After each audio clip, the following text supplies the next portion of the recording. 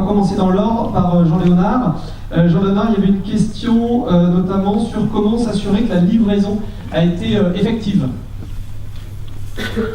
Alors, la question c'est comment s'assurer que la livraison a été effective. C'est ça. Alors, il y en a peut-être parmi vous qui connaissent BlaBlaCar. Donc, quelques-uns, je pense. Quelques-uns. Alors, voilà. Alors, le principe, c'est que quand une personne veut expédier son colis, dès qu'il a choisi une annonce, il va recevoir du site un code secret. Ce code, il va l'envoyer à la personne de l'autre côté qui va recevoir le colis.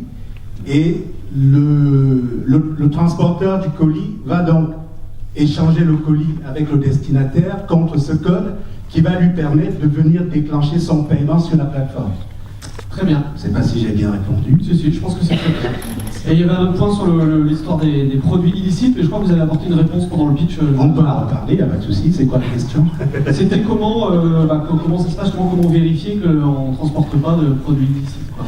Bon, alors... c'est une question par porteur, en 10 secondes la réponse, Jean-Léonard. Ok, bon, donc il faut savoir que le site tel qu'on l'a conçu va fonctionner au début dans des communautés qui se connaissent un peu. Donc si vous voulez, pour faire le cours, moi je fais partie de la communauté camerounaise de Brest.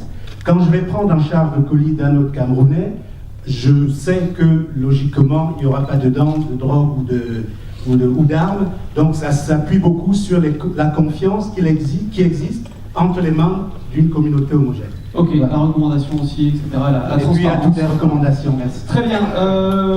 Gwenaël, pour Copix, il y avait une question sur le modèle économique. Est-ce que vous pouvez peut-être revenir là-dessus rapidement?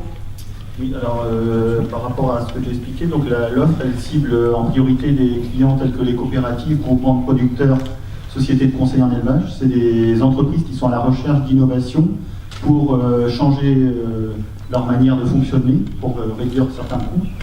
Et donc, si c'était la question, c'était est-ce que l'offre pour les agriculteurs, en effet, à ce stade, c'est ça, pas une offre destinée directement aux agriculteurs, okay. Des offres qui sont implantées dans leurs exploitations, mais qui sont sous le pilotage des coopératives, des sociétés de conseil en élevage, avec qui, en général, ils sont soit adhérents, ou soit sous formule de service, notamment des sociétés de conseil. Donc l'agriculteur sera bénéficiaire, quoi qu'il arrive, des éléments collectés par ces dispositifs, puisqu'il faudra son autorisation avant d'en